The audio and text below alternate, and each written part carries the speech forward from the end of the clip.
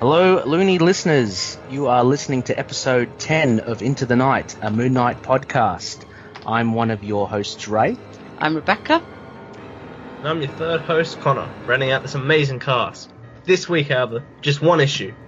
Jeff Lemire's Moon Knight, Volume 8, Issue 10. So sit back, relax, grab out that issue, follow along, and get your Khonshu on.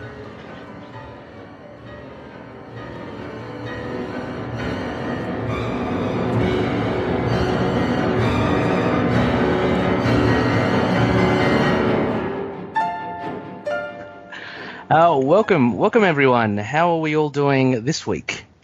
Good. Good, yeah. Excellent.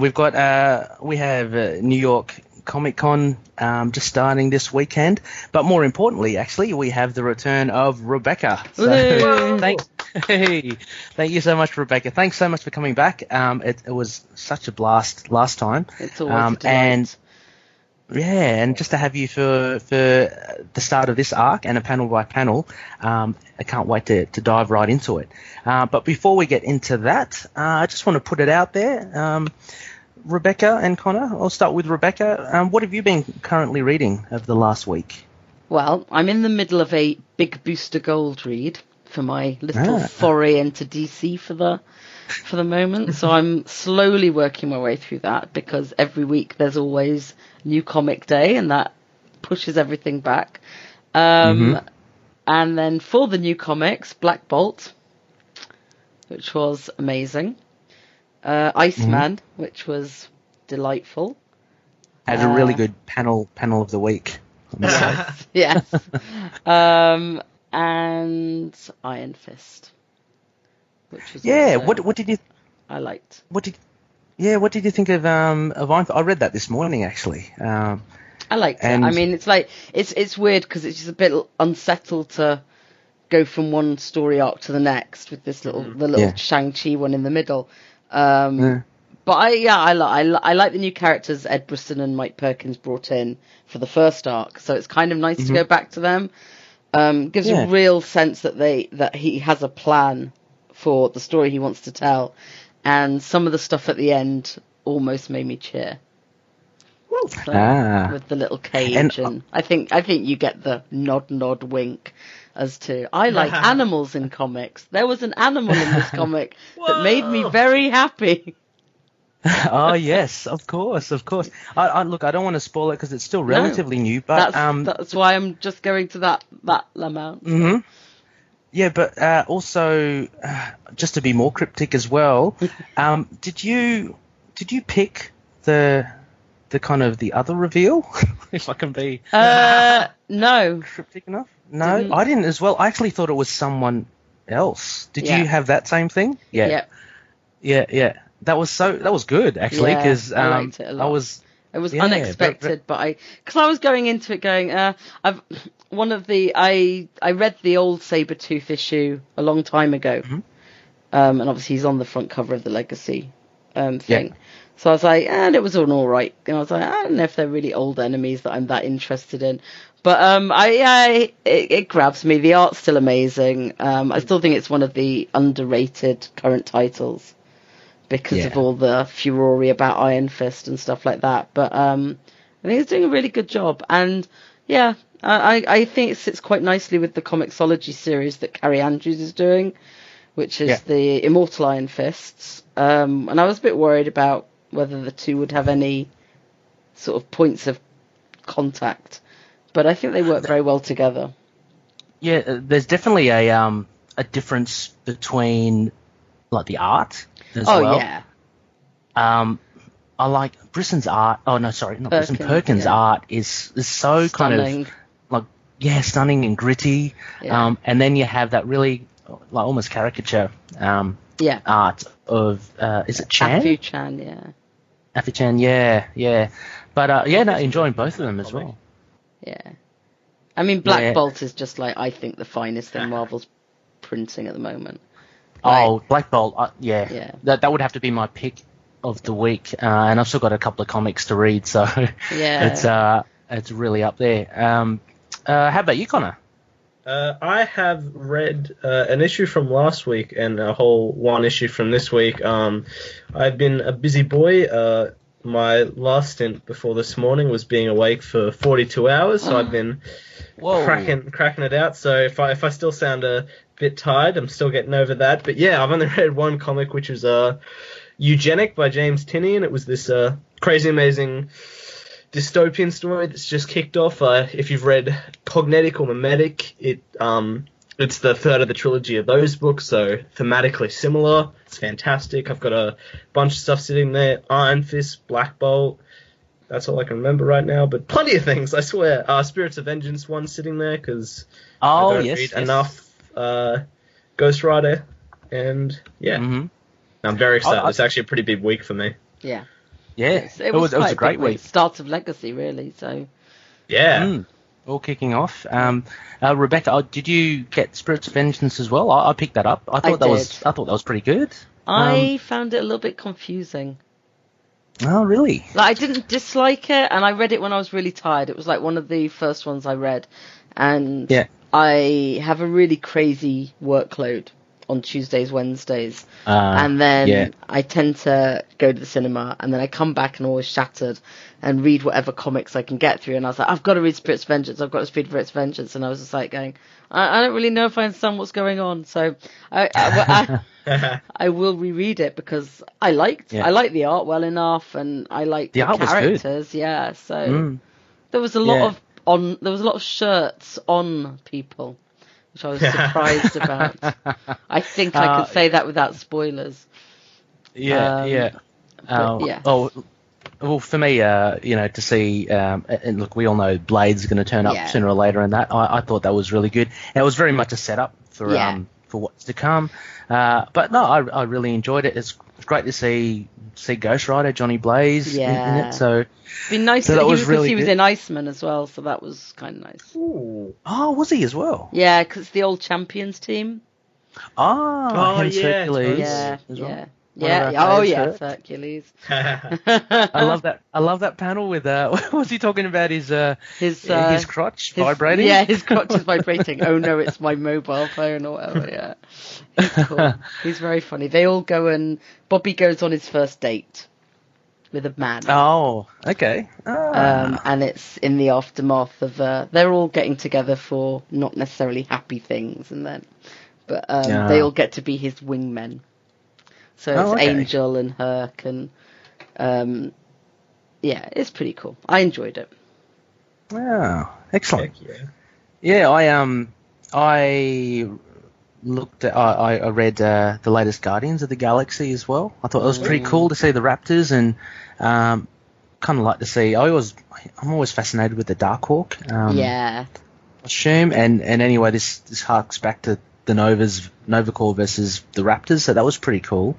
Hawkeye 11, still collecting that, and Kelly Thompson's still doing a really good job. At the moment. It's you got that as well, Connor? Yeah, sitting there for me. Love it. It's really, really good. The art I'm really loving. Got really good facial art. It's really cool. Just a story with Madame Mask is pretty cool.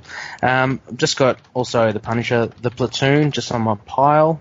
Just waiting to read that, and Astonishing X-Men. But generally all kind of up to date. So, actually, Rebecca, I read issue 5. This will tie into Moon Knight, loony listeners. We'll finally get there. I read issue 5 of Bemis's Fool Killer, so I finished off that. Hey! It was good. I mean, good, right? It was okay. One of the things I got to say then about Max Bemis is that he'll never lead you down the path that you probably think things will go. Just judging from this last issue. So, what I found really, really hilarious and good in that last issue was he comes up against the other Fool Killer. Yeah. And the guy's talking himself up, and then just bam, he shoots his head off. And I'm like, what? Like, this is like, we're still in the first act, right? Yeah. So anyway, he's gone.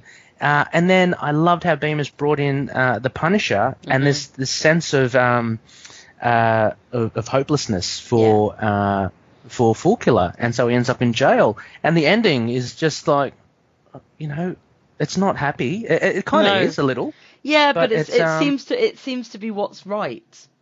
It's like exactly. It fits the story very well. Yeah. So again, it's just making me more and more excited for what Bemis will do for Moon Knight. I actually really enjoyed it. I might actually think if I do have some spare coin, I might have to pick up the trade for that. It's totally worth it. Hidden gem. It is. A hidden gem from those awful Deadpool spin-offs, and then they came out with Fool Killer. Exactly. Marvel come up with, they have hit and misses, they have big titles that flop, they have small titles that succeed, and this is kind of one of them that just is a bit of a sleeper. Yeah. And I'm so glad that you put me onto it. And I'm very excited that Bemis will take the reins. For shows up in Moon Knight. Oh, that'd be I hope so. Well, there's got to be some way that he's got to, crack out of the situation that he was left in after Fool Killer 5. So, I found that was really good as well. Also, just quickly, The Runaways has garnered a lot of attention lately from New York Comic Con. They've released a couple of trailers, and I think the panel was on Comic Con. Yeah, they showed They showed the first episode during the trailer. Okay. Yeah, and it seems to have gotten positive reviews. Really positive reviews.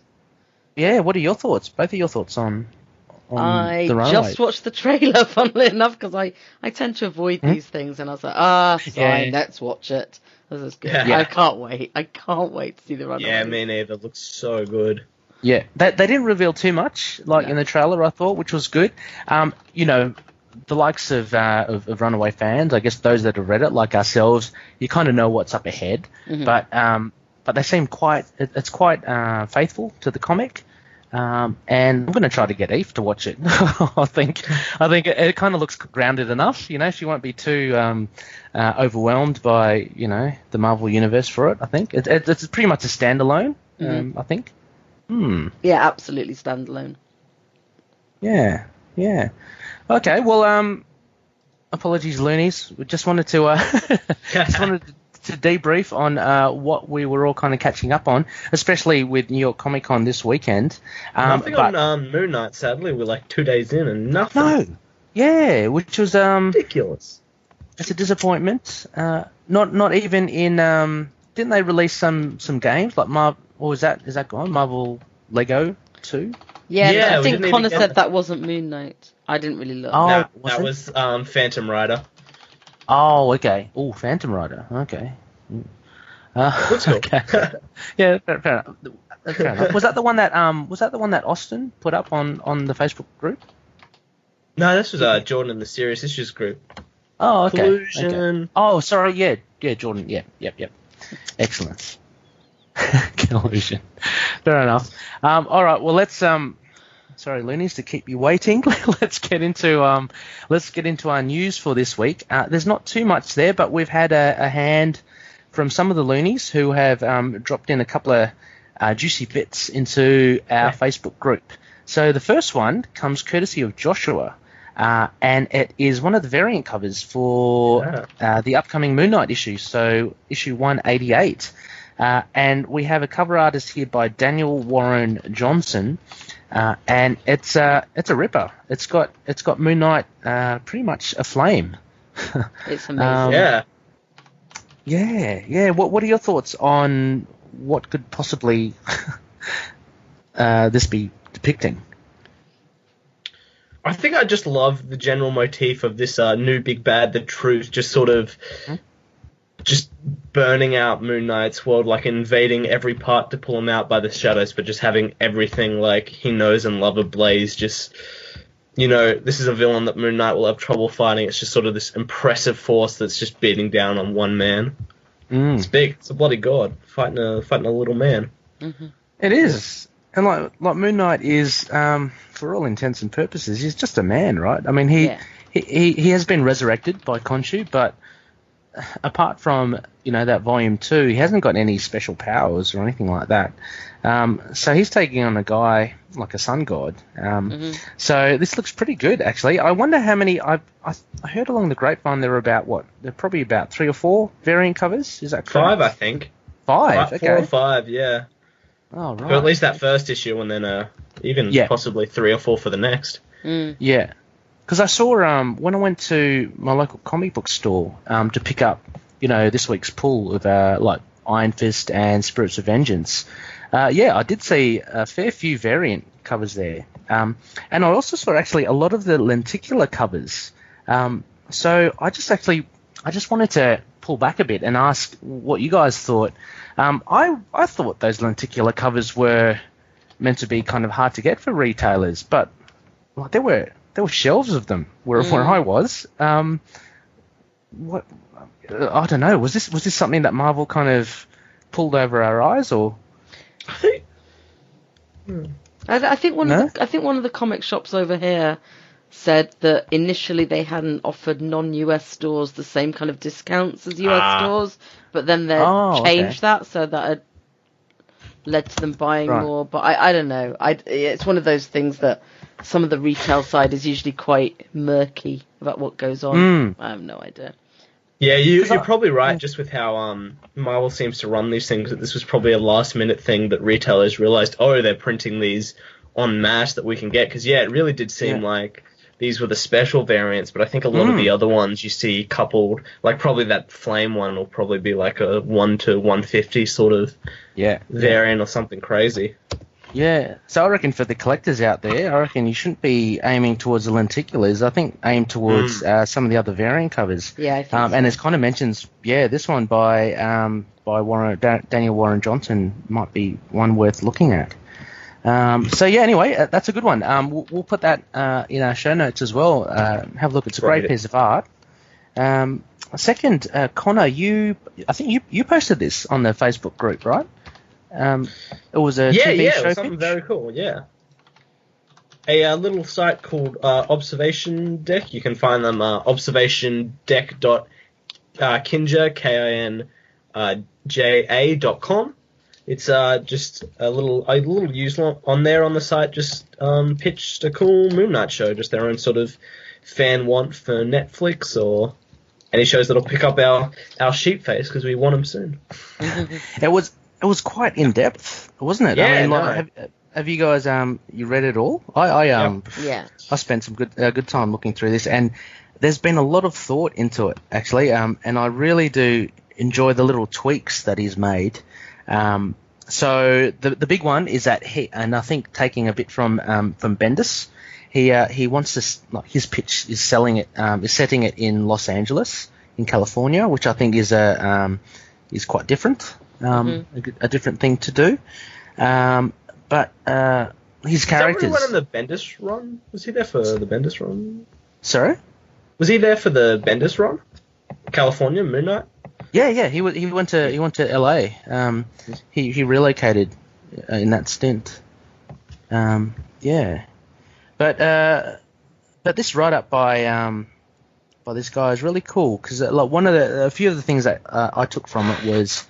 Number one, you have Marlene, and he's got her as a female Middle Eastern, late 20s to early 30s, which I think makes a lot of sense. Oh, hello.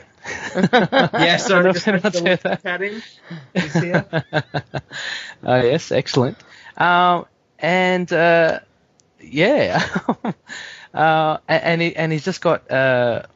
a little breakdown for all the 13 episodes. What are your guys' thoughts on this article? I thought it was great that somebody spent this much time, really sort of hashing out. No, but thinking about some of the problems and hashing out. I mean, yes. I don't know if it's. I mean, I don't know if it's exactly how I'd do it, but I appreciate the effort that went into it, and I would certainly watch this show as is described. So, it's hard for me to really put down on paper what I think a perfect Moon Knight show would have in it. Yeah, fair enough. Because I get tied up with a lot of the problems, so I think he's done a really good job.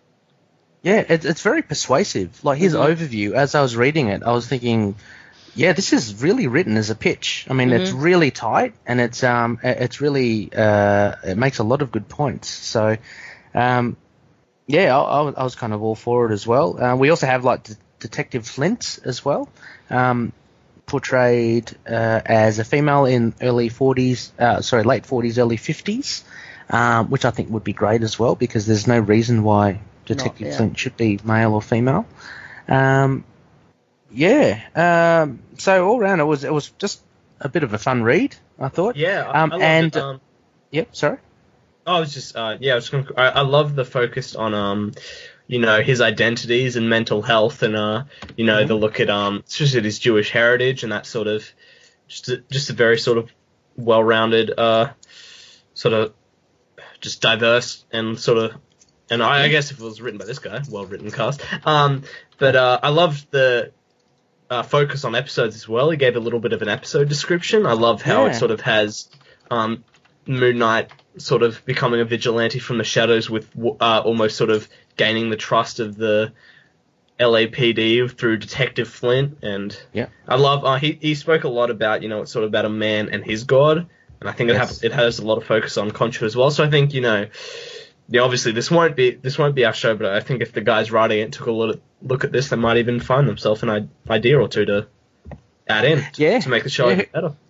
Exactly. Who knows if they might kind of like pinch a few ideas here and there. I do like how he's kind of given some thought as to the music for each of the episode as well. So you got the likes of Johnny Cash, Nirvana, kind of these sort of things right up my alley. Like the Pixies, Iggy Pop, David Bowie, Warren Zevon. David Bowie.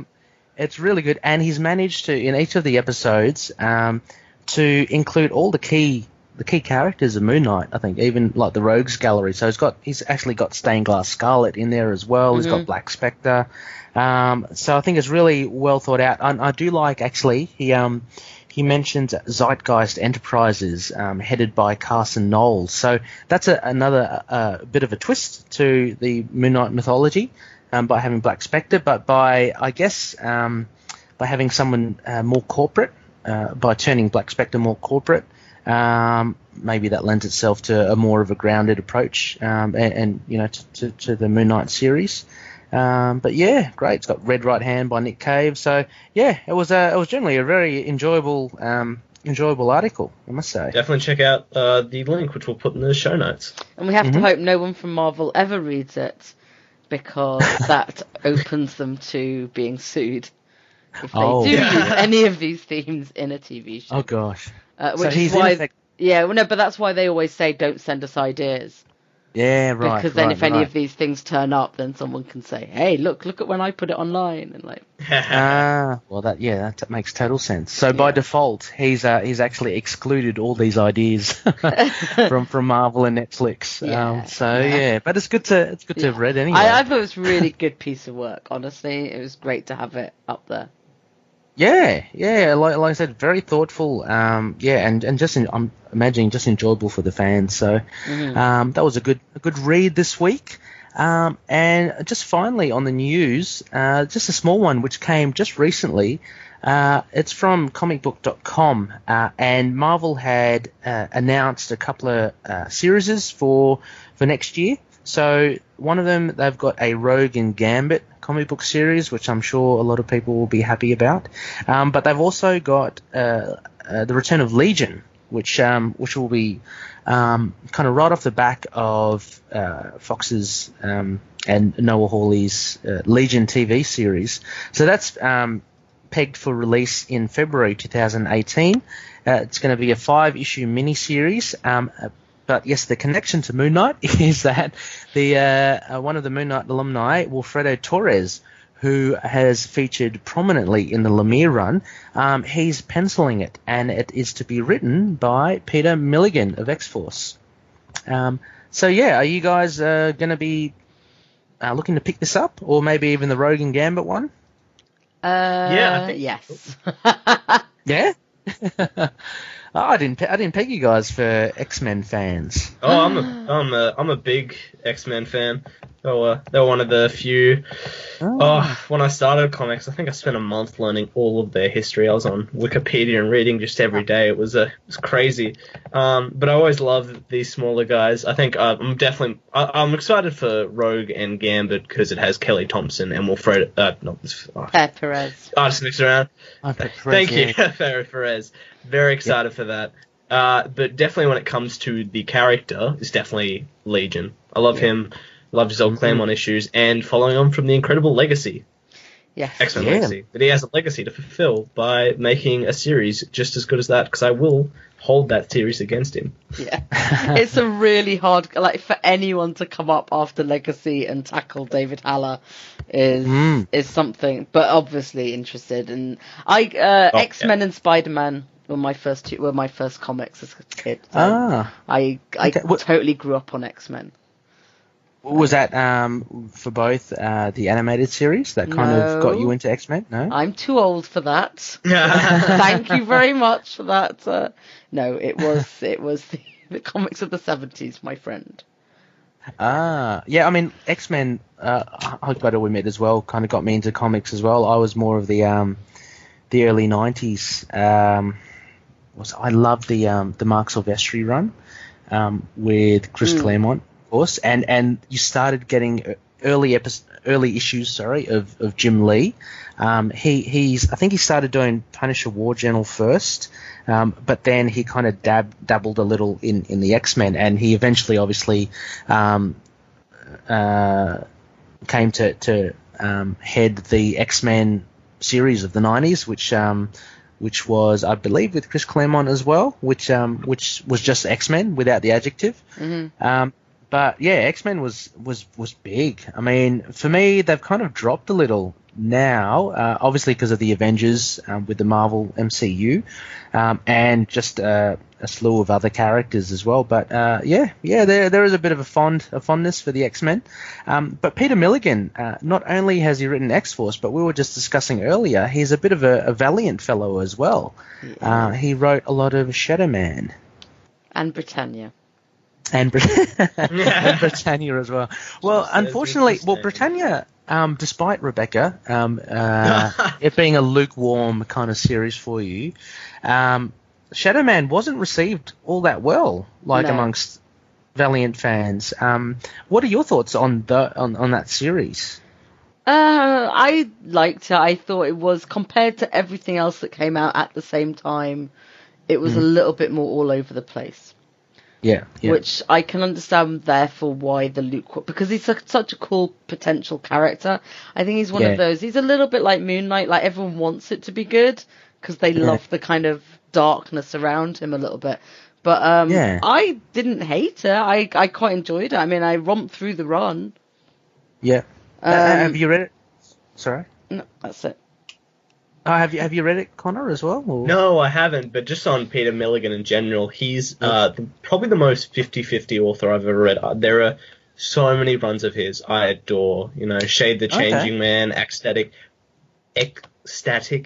brilliant runs, but for every run I think is just amazing and incredibly as a run, I just do not ever want to touch again. So, the announcement of Legion will be a series I either will hold dear to my heart forever or just, want to forget about. It's such sort of it's very exciting. I think it's interesting that both of these new series are just 5-issue minis. Yeah, I think that's a smart way going forward. Yeah, I think that's a good thing. Yeah. Yeah, they have a clear, concise story that doesn't get cancelled and we never see it again. It's like they can come back with another mini or an if it sells ongoing. Great, they can switch it. Yeah, they got plenty of time to switch it into ongoing. And it's kind of a bit. It's not common for Marvel to do this. Don't they usually just? There seems to be a change in pace for them, yes, which is very welcome. Yeah, and we've been. Fans have been saying, if you're going to make it something a limited series, just be out and say it, rather than drag people along and then all of a sudden just have the title disappear off the shelves. So I think this is a really good move, and as you say, Connor, it kind of keeps it tight as well. And also with Peter Milligan, Rebecca, I'm totally with you. I think as well. I think unfortunately. he was kind of lost in the sea of really good Valiant titles at that time. And I know if anyone who's read Valiant, especially around the reboot time and kind of onwards, just the quality is so kind of high. Once there's like, someone that's, I'd say still above average. I liked a lot of Milligan's stuff. But once it's slightly not as good as the others, then it kind of can get picked apart. And I think that's what happened with Milligan and Shadow Man. And yeah, a lot of fans have been disappointed at the potential lost for Shadow Man, I think. Yeah, because he's such an interesting character, and he's always there. He's got the mystical side of things for Valiant. So yeah, but for Legion, I think Milligan will be pretty good. I enjoy the Britannia series as well, and so yeah, it'd be interesting to see how he tackles David Haller. Yeah. Yeah. Alongside Wilfredo Torres, who will be great on that title. Oh, he will. Yeah, actually. That is a reason to read it alone. Like, even if the quality's not there, that arc will probably pull you through.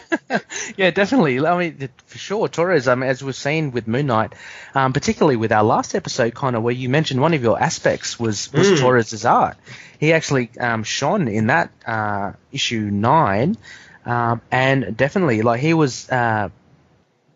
I do like his art because it's not too simple, but it's not over detailed like some artists. I know I'm reluctant to say Stoker because I do love his art as well, but sometimes detail is called for and sometimes it isn't. And with Torres, he gives a really nice clean look to the books.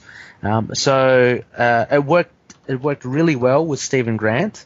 Yeah, let's see how it goes with Legion. Can't wait. Yeah. Excellent. Well, okay, loonies. That's probably the news for this week.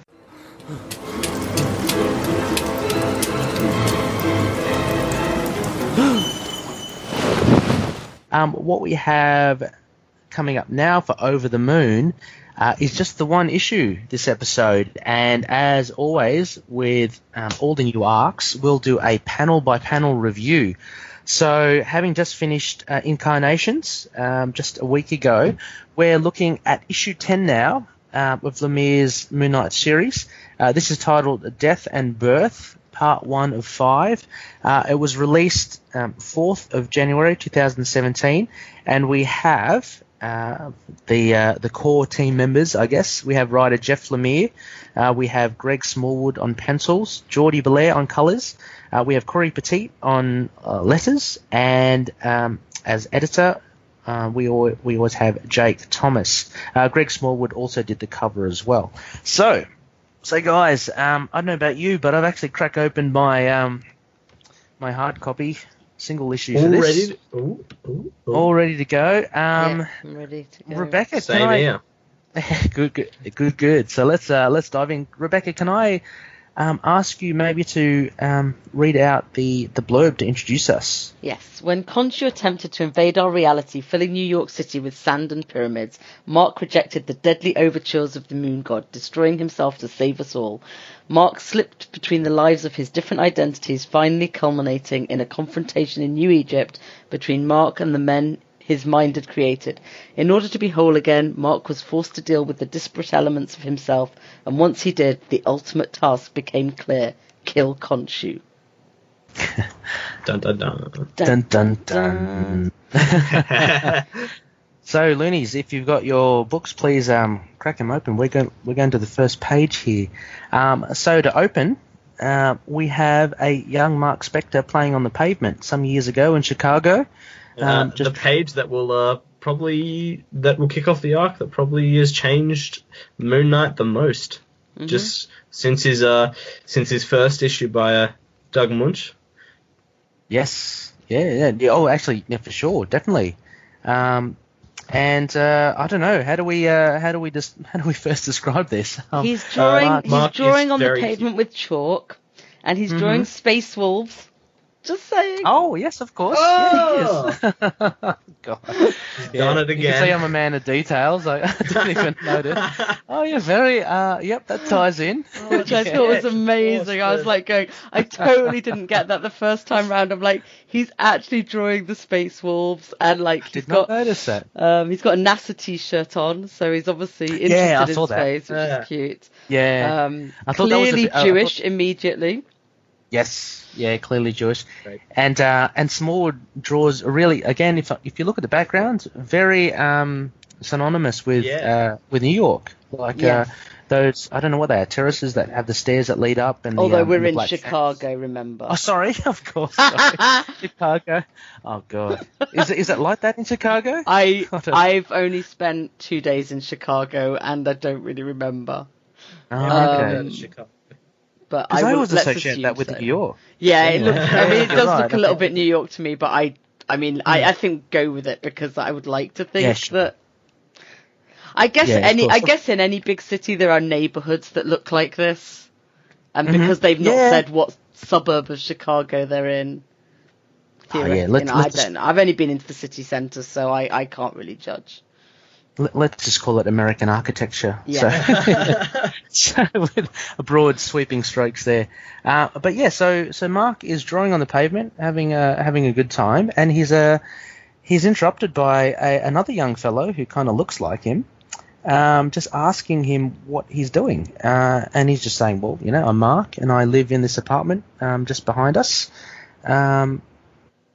And the other young fellow says, yeah, well, I do too. And we get a shot from Greg Smallwood then of a picture on the pavement, which I think is quite symbolic as well, Yeah. which I think is the first portrait of a Stephen Grant. Yeah, he's got a it bow definitely tie. is. It's definitely a rich guy bow tie suit. Yeah. Yeah. Privileged young fella. But even as a and child, the- he's wearing more privileged clothes.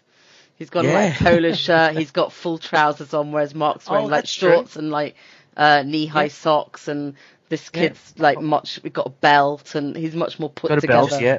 Yeah. On that Exactly. point, just how much does that yellow pop? Like the yellow and whites by Belair of just the almost identifier of their outfits. They're almost like the first thing you notice on the page. They're just so They are vibrant. very distinct, aren't they? Yeah. Yeah, definitely. As Rebecca said, like you tend to see it's a little obscured here, but the NASA T-shirt a bit more informal wear by Mark. But at the bottom, the other fellow is introducing himself as Stephen Grant. So, Wow. yeah, I mean, first page, readers going, hang on. I don't know about you. The first time I read this, the first thing I thought was, okay, has Mark created this identity from a real person? So I actually thought this Stephen Grant was, Possibly a real person in his neighborhood. And I like thought, that he introduced himself James Bond style as well, Stephen Grant, because it's very we're sticking with the whole Stephen Grant. So rich dapper. guy. Yeah, exactly.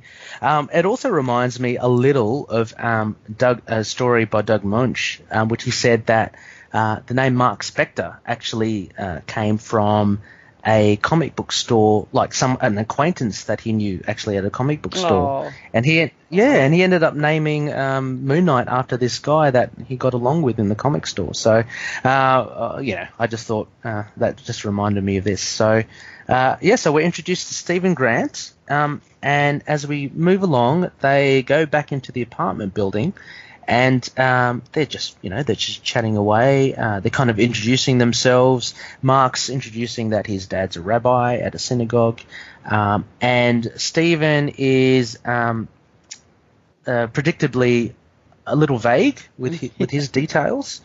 But he has dreams. He tells He's his going to be dreams, rich and famous and a movie star. Exactly, which could be dreams from Mark as well. So as they go upstairs as well, they go into Mark's room, and we get a lot of pop culture references here. There's a Darth Vader helmet. sticker on the Just look at door that to start blue. with. Darth Vader, Chicago Bulls. This is manner for anyone who kind of lives during that era. Chicago and and so the anyway, Chicago Bears as well, isn't it, for the other team? yeah, exactly. They were big in the 90s. Yeah.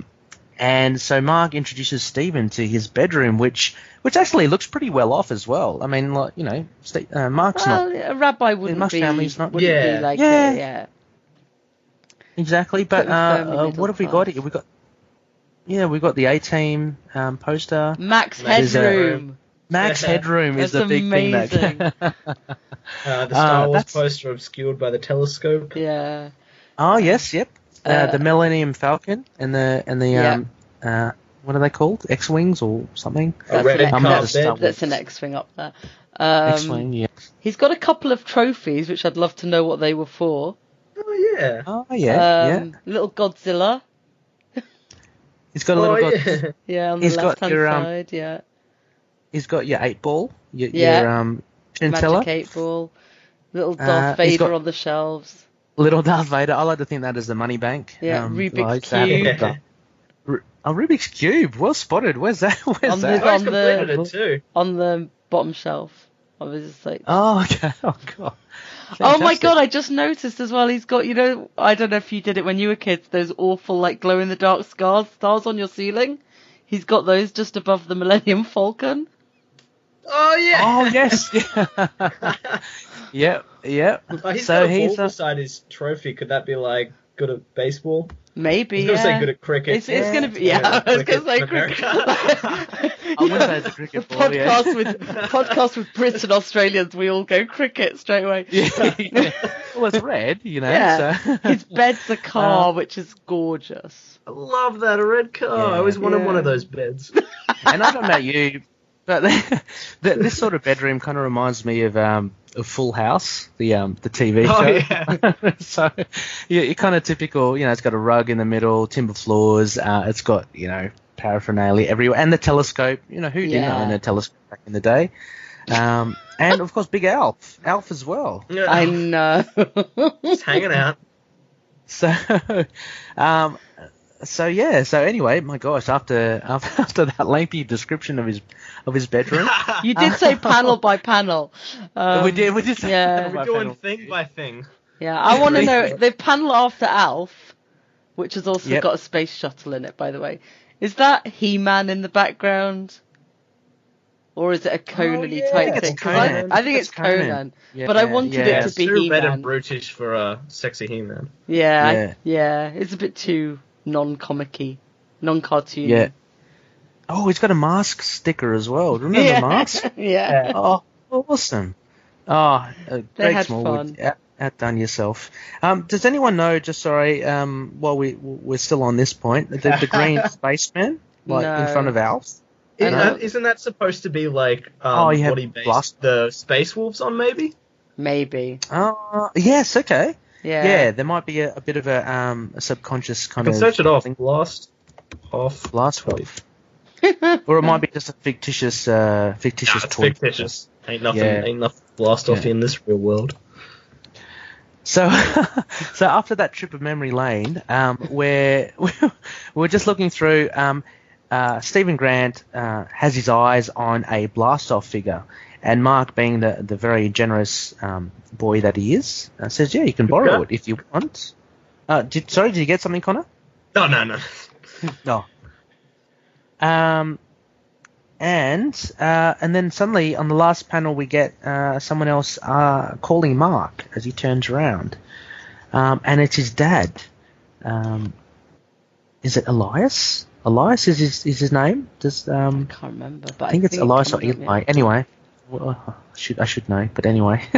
So he sees Mark, and a bit of a reveal is that we see back Mark looking at his toys, and it's just him saying, "I'm talking to my friend Stephen." And I think the facial expression that Small does for his dad is priceless. Yeah, so powerful, very powerful. There's a bit of I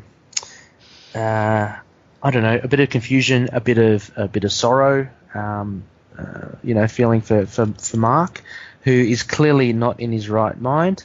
I mean, kids around that age, maybe Mark's a little too old to be having imaginary friends, right? But he's in the ballpark. I mean, it wouldn't be unheard it's not of. uncommon. Yeah. So it must be at that kind of, at that crux where his dad's thinking, okay, well, shouldn't you have outgrown that kind of thing now? Yeah, he just looks really sad.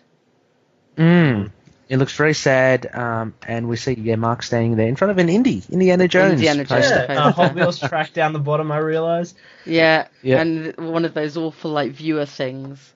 Yes, Yeah. I love them. You put those in the little. I love them as well. Yeah. Mini slideshows or something. Little pirate ship at the bottom. Little pirate ship, and they've got to be Masters of the Universe figures there, surely. Yeah. Is that like so. Snake Mountain or something down there? Yeah. Or is it? No, I thought that was King Kong.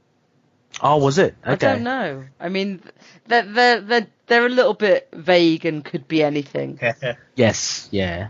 But, I mean, definitely I think Lemire and Smallwood have given thought for referencing a lot of pop culture stuff here, which is a real treat, as you can tell from from fans reading this. So, the first I guess scene. So we see Mark established as having imaginary friends. As we turn the page, we are swept across to elsewhere, which is now, and we have this playful use of panels that Smallwood has used in the past. Not your conventional panels. I think he's sticking to a very triangular kind of pyramid. Kind of scheme here with New Egypt. I think we should call it, because it's a conglomeration of New York and Egypt. Again, we have Geordie Bellairs. Sorry? I may have just got that. Oh, you might have just got that. Connor, we're up to issue 7. we have the greeny greys, which we mentioned previous issue, that Geordie Belair associates with New Egypt, Crescent Moon, and we have Mr. Knight just standing in the dunes, looking down. Sorry? It's just beautiful panel. It is very good. What I really love about sand. Yeah, what I love about it is the pink that comes out. It just pops Gina's out. Diner. Amazing. Gina's Diner, the neon sign. So he sees in the distance down below, because the sands have swept over and created dunes. He sees down, this pink iridescent kind of light, and we zoom in at the bottom frame, and there's Gina's Diner. It's definitely kind of like a safe house, I think, for Moon Knight in general. The beacon of hope. And Gina has proven in previous issues that she's there to give him a bit of respite. Yeah. So anyway, he comes in, and again, very non-conventional paneling here from Smallwood, and a nice shot of Gina, and Mr. Knight walks in. She's not too phased at this strange fellow in a suit with a mask. But all the sand goes, and everything becomes very precise once they go indoors. So you've gone from this very kind of wispy thing, and you can still see some of it behind him as he comes in the door, like some of the sand blooming up. Yes. But everything else, like suddenly all the inks are very sharp again. Yeah, and that panel is the only thing where you see the sand subside. And there's lots of pinks still in the Gina's Diner background. It's a nice thematic thing. Yeah, definitely. And so she's still kind of looking for her sons, Rick and Ray, who I don't think we ever see in this series, but they're kind of her goal, I guess. Yeah. So she's very much entrenched in her diner because she doesn't want to venture out just in case they come back. So she offers Mr. Knight, a bit of a break, some coffee and pancakes. And as lately? Sorry? Been through a lot lately? Yes, yeah. He's been through a lot. And as we turn the page, he gets some nice flapjacks. Thankfully takes his mask off. He does. Yeah, exactly. Pretty hard to eat with it on. But he still has the little Band-Aid over his nose as well. And he keeps his gloves on. He keeps his gloves on, rolls up the sleeves, but and is not drinking coffee. No, It's they've definitely- gone for yeah. a Something cold. lemon lime bitters. It looks like, Yeah. or something, I- yeah, or an iced tea, maybe It's an probably iced iced tea. tea. Let's go iced tea. That sounds But, American. But you can see the nice texture of the sands outside, just the diner as they look at each other in profile, and Mark's worried about, like, he's lost Marlene. Things are a bit confusing. He's lost Frenchie as well, but he has this drive, as we saw from last issue, to go back to the hospital.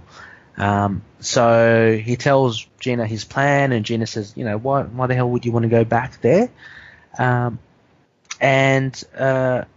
He just says, well, it's just something I have to do, and if I do this, I think I'll get better.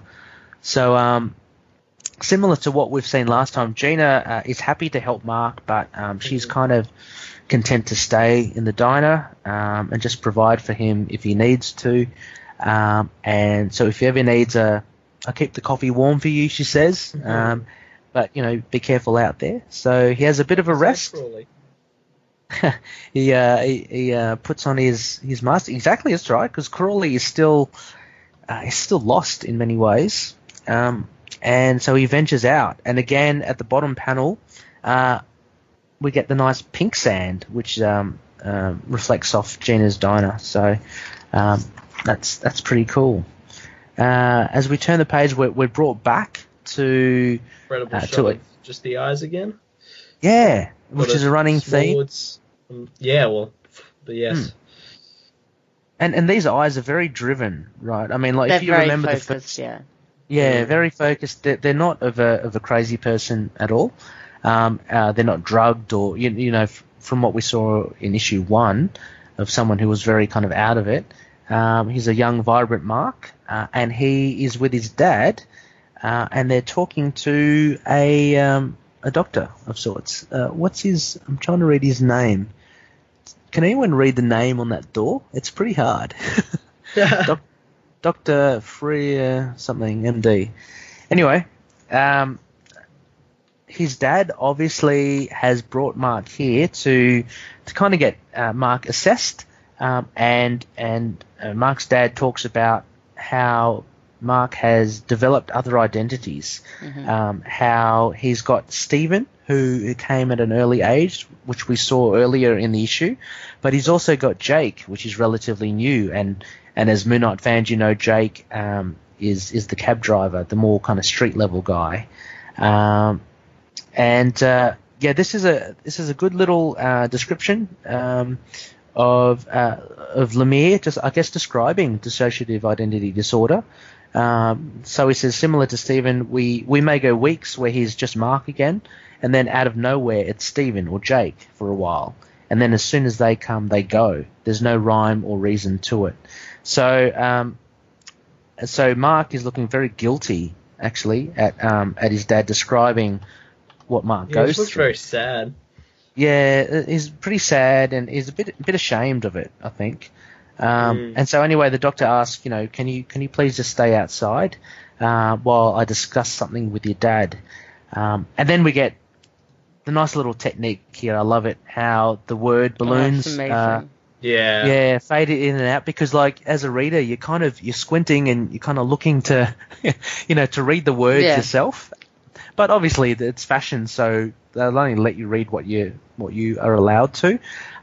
So what we read as a reader reflects what Mark is trying to listen in on, and he's trying to hear what his dad and the doctor are talking about.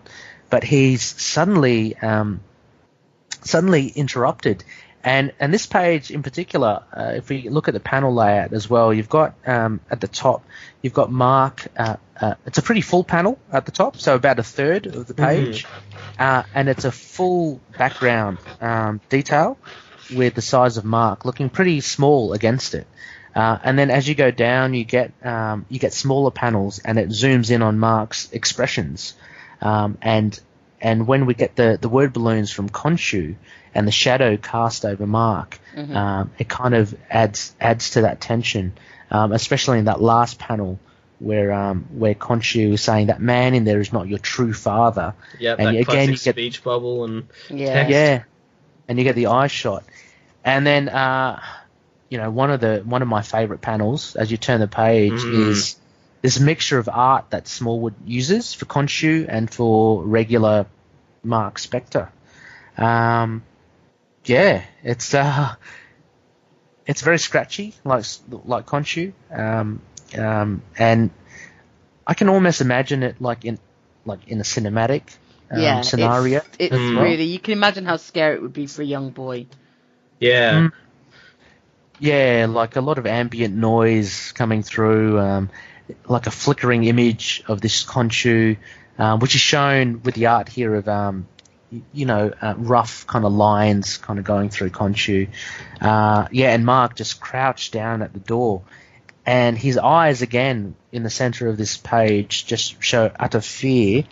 And I think there's a reflection of Khonshu. Yeah, you can see the bird skull. That's crazy. Yeah. Yeah, which is pretty cool. Even with Greg Smallwood's level.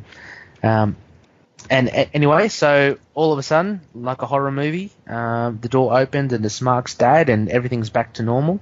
And Mark's dad is asking, what's going on there, Mark?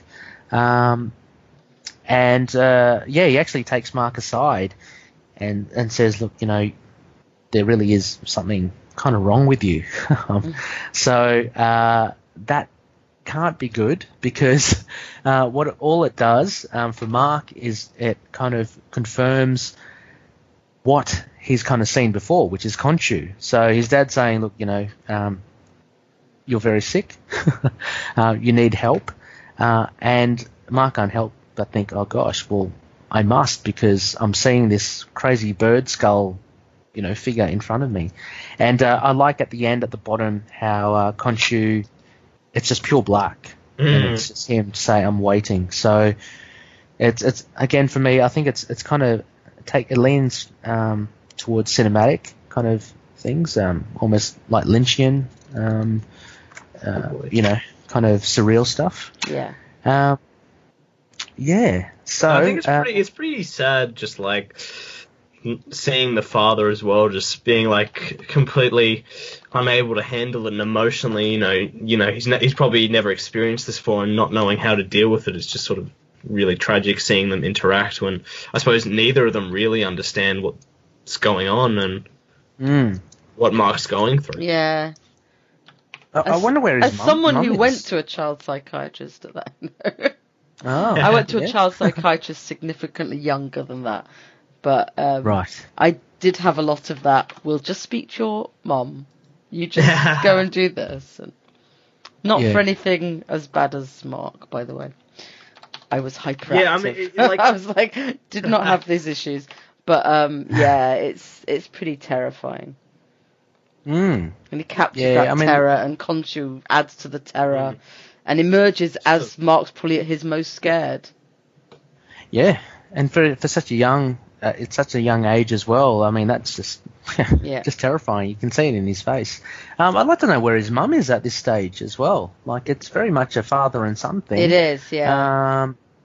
Yeah, I mean, later we do see glimpses of his mum in later issues, but don't know what's going on there. But anyway, as we move along on the next page, we're back to elsewhere with Mr. Knight in New Egypt, and he's still on his way to look for Khonshu. So he finds the sewer grate, the New York City sewer grate, where we remember last time it kind of leads to the subway, I think, from memory, and then the subway goes to the hospital. So he finds this grate and he goes down, and Smallwood here, I'm not sure, this layout, he's got like 8 elongated panels. It's really just interesting. I always love as well the sort of, it's really one panel chopped up into 3. Yeah. It's the gutters are actually part of the page of the whole thing. Yeah. Which is like Yeah, you see that a lot, with those panels where it's essentially a picture, but they chop it up and it kind of focuses you to look at various or to slow down your movement of looking across the panel. But yeah, this is very different. So anyway, so he goes down and he goes underground, and there's more sand and what looks like hieroglyphics. He finds a torch. And yes, so he enters. I hesitate to say it. Is this the other void? Not the overvoid, the other void. It certainly looks like it's some kind of way into it. Yeah. Yeah. Yeah, possibly because, the other void. Yeah, because I know the overvoid is. We'll see that later on, but the other void I think is where Anubis is stationed. And anyway, so Mr. Knight comes down here, and we get the reveal as well. A nice kind of half splash here of Anubis and Crawley, who we haven't seen for a while. Hey, the man. Yeah, fantastic detail in Crawley's facial features. And a shout out to Geordie Bellaire's colours for this cosmic kind of. How do you even colour that? That's. I know. Crazy the way they just splash and blend. Some of what's coming up is amazing. Oh yeah. Yeah. I mean, it's like if you look at it, it's a mixture of like bluey purple. Then you got this hue of green and red and crimson. It's a really beautiful look. And in the foreground we see Anubis and Crawley on what I like to call Anubis's cosmic raft. It's made of bones. It's kind of similar to ferries people along. And anyway, so Mr. Knight arrives there, and he's intent on getting Crawley back. Anubis says, "Well, no, you made a deal, and this is it, and Crawley's mine. So there's nothing left." And then as you turn to the other page, again we get this very regulated panel structure, even more so now. The first third, the top third, is exactly as you mentioned, Connor. It's a cut up kind of picture of a hole. So it again just focuses you on Anubis, then Crawley, and then I guess it's the distance between them and Mr. Knight, because there's a panel of just a blank wall. And anyway, Mr. Knight says, "Well, how about we negotiate and do a trade or something?" And this gives Anubis a bit of thought, going, okay, well, here's an opportunity.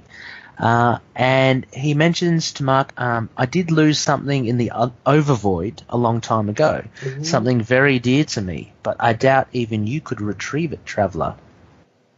And Mr. Knight says, "Well, try me." So he's willing and desperate to do anything. He wants Crawley back, and we know from the previous arcs how important Crawley is as well. So so it's important that he does get him. It's still very vague as well. Anubis saying, if you were to find it, I may be persuaded to let this one go. But he doesn't really say what it is that Mr. Knight should be looking for. But Mr. Knight says, "Yep, okay, I'll do it. I accept." I love those speech bubbles across panels. Yeah, that whole duality of those two. And that they break the bubble for the gutter. Yeah, I didn't notice that before. Pretty special. I love this, the whole page. It's sort of our big, action piece of the issue, but it's purely dialogue through action, which is a thing, you see talked about on a strip panel naked. But you can also see, as they're talking to each other, their fists are all clenched. Apart from when he's right at the beginning, what do you need to trade? Yeah. Then their fists all clenched, and then right at the end, everyone's hands are open again. Oh yeah. And the dramatic sort of angles on the faces. Yeah. Yeah. I think I love it as well. We don't have any action yet, but it's still showcasing that Mark's a man of determination. He'll do anything to, do what's right and help his friends. Yeah. This is sort of the sort of same sort of motivation you see in Mark whether he's being shot or just here getting up and just trying to save his friends. Yeah. And I like how Crawley is very casual about everything. Like, he's just kind of sitting down on the raft. The whole situation about getting his soul reclaimed and taken back doesn't seem too phased. I mean, before we saw he almost resigned to the fact that he needed to do this to help Mark. But as we went along through incarnations, we saw that Crawley was disappointed in Mark because he made this sacrifice, and Mark was making the same mistakes and going through the same kind of cycle over and over again. It's I don't know, it's just strange, and maybe it's just part of his character just to see Crawley so laid back about it all. I think what features a lot here is the colours. I can't get my eyes off the cosmic kind of thing of it. No, and it's very clever in this whole page. It starts in the top left with pink being the most prominent. Oh, yeah. It goes straight to grey. Then you're back to Anubis and you've got the green going into the blue, then the blue, and then it's kind of split left, right, blue's on the left, pink's on the right. Yes. It's all like focusing back down again. It's just, Belair really is amazing. Because you look at this and like, you even imagine what the inks would have looked like, and to then just bring it all to life. Crazy. Yeah. It's really a piece of work here. It's really good, and as you say, Connor, as well, the angles, perspectives to show Mark and basically profiled one against each other, Mark and Anubis just talking to each other. And it is full of drama, and he's wearing a full face mask and talking to someone who has a jackal head. I know. So, like, crazy. Not expressions we're used to. And you're right, they take Crawley out of the equation. You can barely see his face. Oh, yeah, he's just gone.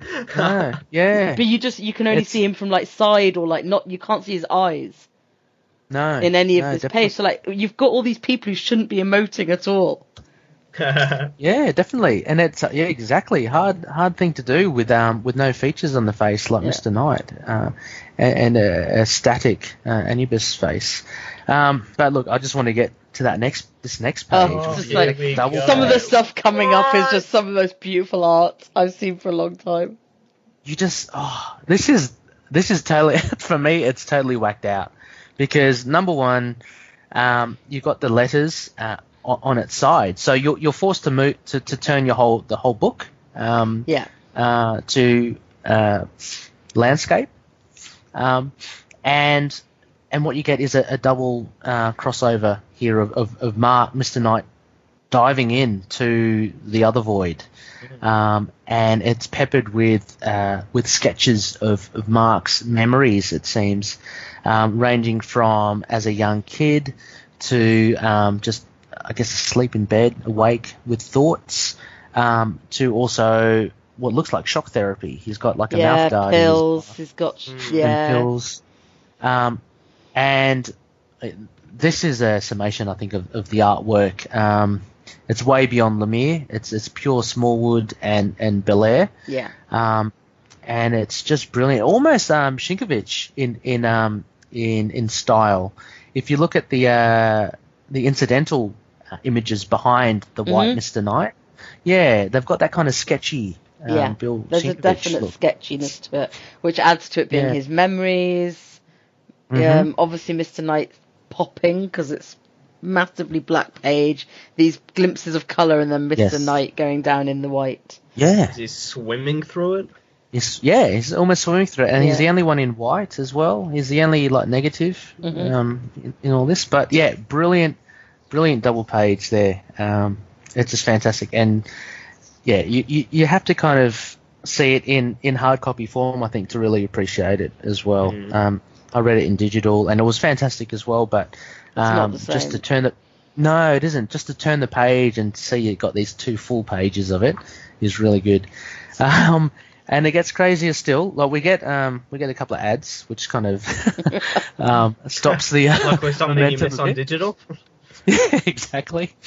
And again, we're still kept with this theme. It's artwork across the 2 pages, and we're meant to read it across the 2 pages, but it's totally upside down. So This is whacked out stuff. I don't know about you. Did you try to read it upside down, or did you turn the whole thing upside down? I turned it over. I turned it around. You turn it over? Yeah. But you have to read it from right to left. Yeah. So, yeah, it's so cool.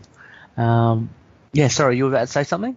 No, I was just saying, like, yeah, it's just like, I think I started reading it upside down and went, nah, I'll turn it over, like, come on. Yeah, but this is brilliant. So I think what we have here is we have Mr. Knight. He's actually reached the other side, which would be the other void. Mm-hmm. Oh, sorry, the overvoid. Sorry. Yes. The overvoid is where Anubis wants Mark to look for this something or someone that he has to reclaim to exchange for Crawley.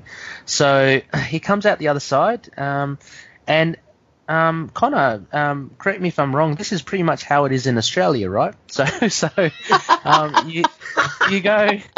You know, if you're from America and you travel and you go to Down Under, this is what it's like. We're all upside down. So and back to front. It makes total sense. You have to swim here. And you have to swim here as well. That's it. You have to kind of exchange something for someone else's soul to get here. But yeah, so anyway, Mr. Knight, he actually comes across a couple of the inhabitants who we don't see much of. They kind of run away. And he kind of checks his head and proceeds to, I don't know, what is that? He actually goes further into the land, or he drops into the sky. Yeah, with a wump. And before you know it, he's actually in the cosmos again through what looks like water. And he comes up for air upside down. So, I know it's hard to describe, guys. How do you see it? Yeah. Yeah. You have to be looking at him. You have to be reading this issue alongside this, guys, with him falling with a wump and then. I think it's kind of. I think down. that even though it does it backwards, I think you have to read it the other way round. Like he comes out of the watery sky. Oh, goes okay, yeah. You weren't reading it that way. Actually, that makes a lot more sense, Rebecca. Yeah. It's not real. But that's so weird, though, because like I think it's messing with you because, like you said, it is messing. It's that Australian thing. No, I think it is trying to mess with you and say how disorienting it is, like to come out and everything being the wrong way round, but I think it's doing it to you through the comic. Yeah. So everything's back to front, upside down. So you actually read this double page from the bottom first. Yes. So he actually gasps first. He goes through this water surface. Yeah, so he's like come out the other side of whatever he was diving through. Lands on this sandy planet. On the sand, on the right-hand side, and then as you move towards the left-hand side, he checks himself. He looks at he sees some locals. He calls out to them. Yeah, okay. That works. They're running away. He turns around to see what they're running away from, and boom. And Final page. Yes, and boom. Oh, God, I forgot that this was upside down as well. And, well, see, because it doesn't do this for digital, right? No, it doesn't. Digital, it corrects it all. Yeah, that's what I'm reading from, so I'm getting this. Yeah. Yeah, and so I think you lose a lot of that, actually. So for any loonies out there who have been reading this digital, try and get hold of it, because it's quite a different experience. It's a very different experience because, single issues or trade, I'm sure as well, will show that this is upside down. So your last page reveal is upside down, and it's totally whacked out as well. It's got Moon Knight going, oh bleep. And there's a guy on a giant scarab beetle, Egyptian looking, but obviously someone from the Overvoid, with a floating pyramid in the background. Ready to massive dragonflies. Looking over him, just wary of this new stranger in town. So that ends issue 10. What a ride! What a ride! Yeah. I looked up whether whether these massive scarab beetles were a part of Egyptian mythology. But typing in giant bugs Egyptian didn't bring me much. It gave me 5 things dung beetles do with a piece of poo. So, do you want to know what's going on with the dung beetles and why that's a thing? Dig in. Yeah. Yeah, right in. Let us ask us. Connor will be more than happy Oh, to Connor, Show anyway. notes, it'll be good. put them in the show notes. Yeah, yeah. But no, that was What was a ride. amazing. That Yeah. was really weird. But yeah, what was I about to say? I was about to say, scarab beetles. They were featured in Brendan Fraser's The Mummy, though, right? Well, Have you guys- scarab beetles do feature in a lot of Egyptian Oh yeah, they're stuff. definitely Yeah. a big part of Egyptian mythology, just not massive, I suppose. Regular sized. Just not giant ones. Boring. Yeah. So with this issue, were you? I guess. What were your initial thoughts? Were you confused by this? Was it elucidating for you as to more of Mark's past, or what were your thoughts going through it when you first read it? I think coming off what had just come before, which was very confusing, this kind of felt like, right, now we're going to get into the actual story you want to tell. Like, you've done all this scene setting, and you've got him mentally where you want him to be. Now we're ready to go back, look at some of this, where these other personalities came from, some of the relationship with his family, and then move forward to what's going on. So I find it a nice kind of grounding into this is kind of the second, like the last third of the cycle of the story. Yeah. How about you, Connor? Yeah, I was much the same. It's sort of this. It like, yeah, I don't know. It was crazy, but yeah, it was definitely sort of, it worked in two ways. Just sort of opening up this crazy new sort of past for Mark, but also at the same time, it's definitely sort of funneled us to the end point, like almost the gates of Khonshu, the final conflict before we get in. So yeah, it definitely felt like a coming together. Like, yeah, this is the final destination. This is where this book is all led. Yeah, I think, as we mentioned before as well, Connor, I think what Lemire has done really well is with these three arcs, he's created bigger acts, like 3 acts to a greater story that he wants to tell. And I think it's I think that this introduction to death and birth is a really good introduction to the final act as well. It kind of gives glimpses to Mark Spector's past as well. Kind of you get to understand him a little more as well, and you see that with these subsequent issues as well, as we'll dive right into Mark's past, but also it returns to what we saw in the first arc, which is the Overvoid and the Other Void. So we return to Crawley and Anubis as well. And Mark's mission, obviously, to kill Khonshu is now kind of galvanized. So yeah, it kind of sets it up for a really good third act. What I thought though, and it's great, Greg Smallwood, brilliant art, and Jordi Belair, as we mentioned in this review, really great artwork. What I was thinking though was that from Incarnations, with that massive team of artists of Wilfredo Torres, Francavilla, and Stocco, I thought it was really hard to top that. So I'm thinking, like, what they do like now for this, like what we saw with this craziness was trying to let's see how we can kind of keep the readers interested, and they certainly did it with this totally whacked out, playing with perspectives and playing with things upside down and back to front. I think that was really good. But for me, I found that it was a direct, I think, reaction to good way of putting it. to how I don't know. I was very impressed with all those other artists in the last arc. Just how to kind of like, okay, so what do we do now, kind of thing. But it was a very solid issue. And you can't fault Smallwood for what is that, or Jordi Belair as well. It's just amazing what they've done. The colours, just especially however Belair managed that in the last 4 pages. Well, 6 pages really. Crazy. And we have an issue here where there was no like physical conflict basically at all. Yeah. A lot of it was negotiation between Mr. Knight, conversation with Mr. Knight and Gina. You have the past with just an insight of a young Mark. So a lot of it was information as a reader that you kind of get from it. But with the last few pages being just just kind of taking you by surprise almost. Yeah.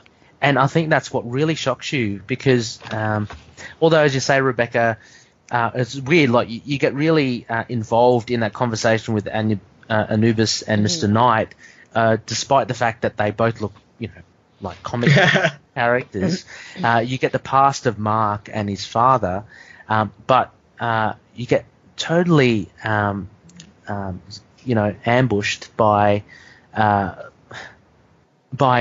these Egyptian-looking people on a planet, by being turned upside down and back to front and having giant scarab beetles. It was a real sudden turn, I thought, towards the end. Mm-hmm. I don't know. Just even right from that first the first write-up when they're like, the task is going to be to kill Khonshu. I mean, like I'll read any.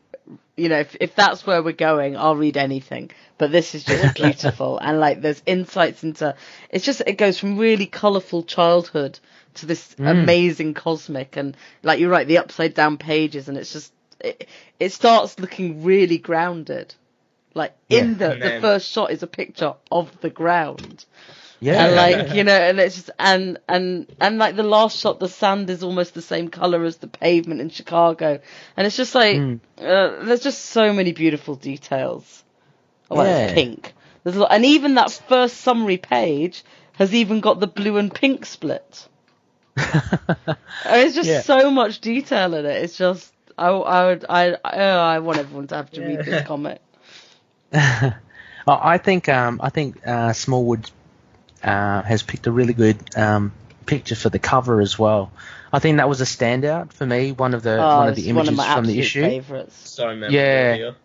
Like simplified for the cover, but when Mark sees Khonshu just outside the doctor's door, that was a big moment, I thought. And and on the cover he's drawing he's just drawing planets and stars and a little spaceship. Yeah. That was great. And this heralds, I guess, the next arc of design. I mean, I guess if you put all the Moon Knight covers together, you see there's a cohesion between them all. Yes, which is something I did not spot the first time round. That they go from black backgrounds to white with a third of greys in the middle. Yeah, which is really really nice, as a set. So Connor, any other thoughts on the Overvoid? You guys or covered it really well. I wouldn't even know what to add. It's just fantastic. It's just just when you just don't know what to expect with this title. I suppose any sort of expectations of what you're going to get after the end of last issue is totally just crushed here, and you have three very distinct segments with his past in the other void and then the overvoid. Just three complete different parts that you'll return to here, and what do you expect from there? I don't know. It's crazy. Yeah, we don't know. Well, this arc is a bit longer. I guess we know, we've read it. But... exactly. And Midnight Loonies will know for sure. But this is a bit of a longer arc, so 5 parts to it. But really kicks off to a great start. If we go to Crescent Darts, guys, I'll ask Rebecca first. What would you give this out of 5 Crescent Darts? Oh, I love this one so much. This is getting a proper 5 from me. I love that. I love that. Lovely. I can't. I mean, I'd love to say, oh no, 4.5. Give it some chance to take. But I don't see anything wrong with this one. Like, I think there's other ones I could pick. Oh well, I wish it had just have this, but this is just for me, it is a perfect issue. Now, how about you, Connor? Why are you guys even coming to me for reviews? I'm a big, I'm a big positive boy. I'm not sure what I'm doing with these scores, but It's just faultless. A big 5 out of 5. So excited for what comes next. I was waiting for you go up to 7. 7 out of 5. We'll wait to the end. We'll wait till we get a bit more into this arc. We're getting there. Don't worry. Now you've let him know he can. Oh no, that's the problem. Yeah, that's here. the... I'm going at it. The cat's out of the bag. I'd have to totally agree with you guys. And especially what we mentioned before about reading it in physical format. I found it totally because admittedly I had read it previously numerous times on digital, and as you mentioned, Rebecca, it corrects everything. So you're left with a different impression. But reading it in physical form and having everything upside down and around it was really good. And the return to the other void with Geordie Bellaire's colours. Look, I'm a very colours orientated person. Like with works of art and stuff, if colours are good, you kind of got me. And Bellaire really does smash it with the cosmic other void aspect to it. So I can't fault it. And with Jeff Lemire as well, the writing I think is so tight, and you still get that sense that he's given you snippets here and there, like the past. But he knows exactly what he's doing. He's not overplaying his hand or giving you too much or too less. He knows what he wants to tell you. And having said that, and because I've just recently read the subsequent issues as well, it just makes it all the more apparent how tight this story is. So this issue is really good. So I'll give it a 5 crescent darts out of 5. So there you go, Loonies. If you haven't got it yet, please pick it up. Issue 10, if we haven't persuaded you now, I don't know what will be able to persuade you. It's a really good issue, and it's a good jumping on point. Actually, that's a good question. If you were to pick up issue 10, Rebecca and Connor, as a non-Moon Knight fan, just someone just wanders in, wants to start reading comics, would this be appropriate, or would you be totally put off by it? It's more appropriate than some issues, I would say. Because it starts off in that, it sets it up very easily. I mean, it's the sort of thing I imagine that if I'd never read a comic before, it would at least have me intrigued, and it would at least have me seeing some of the potentials for what this kind of stories a comic can tell. And that's part of the beauty of it starting off in a very grounded. We've all seen tropes of people with dissociative identity disorder in many films and things like that. We kind of get that. That's I think I would probably assume he gained powers at some point. There's this big jump, where you don't really know the jump between Mr. Knight and Mark. Yes. Yeah. And maybe the conversation with Gina is probably the most confusing thing in it, actually, if you hadn't read comics. Because it references back to the asylum and stuff like that. But I'd give it to someone and say, here, have a look, especially the hard copy with the whole turning around and look what happened. I think the only thing you'd have to sort of, I think the only thing you miss when you start here is the fact, you have all this backstory, but you wouldn't understand that Moon Knight is a hero that has several identities. He is just it is really just does seem like the one identity. So the past doesn't have quite as much impact on the present, but I suppose if you describe that, you could probably give it to someone. Yeah. I'm sure they'd have questions afterwards. But you could see how they went with it. Yeah, I'm just trying to compare it to the other part ones of the other arcs. I think issue 1 is definitely probably the strongest. Obviously if you had issue 1, I think it's issue 6. I think issue 1 would be quite confusing, though, if you have no background to the character. Oh, okay. Yeah, I guess so. Yeah. But then having said that, it's not, I mean, if they carried on reading it, it would fill in some of the stuff. Yeah. It would you definitely give someone the first trade, not the issue, and just be read it all, please. Just don't stop at any time. That's right. Yeah, it definitely works. Trade wise as well. Like even with this one, the third one that's just come out, you just want to jump in straight away. But yeah, no, interesting because it is definitely advertised as on the front cover, a number one. You know how Marvel do that. True, yeah. Try to draw you in, and number ones, sell big.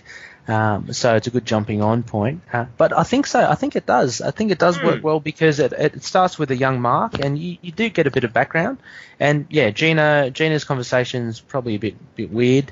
But then you're kind of just left with the ride at the end. Similar to like this whole kind of series where it seems to be quite positive, where people just don't know what's happening, but it's just, this is pretty cool as it is. So, yeah. I think I'm definitely going to try it out, like, maybe just give it to someone who hasn't read Moon Knight before and just be like, what did you think? Yeah. Yeah. I want to try that now as well. Yeah, that'd be a good social experiment. I might. We're all let's just do that. Who can we find? Yeah. Next time Rebecca's on, we'll report on our findings. Yeah. Yes. I'm gonna give it to my partner. I'm gonna dig out issue 10 later and say, read this. Yeah, I might pass on to Eve, see what she thinks. See what happens. Sociological experiment. Great. So all positive again for Moon Knight number 10, and we're edging closer towards the end of Lemire's run. Although this is only part 1 of 5, so we've still got 4 good issues to go.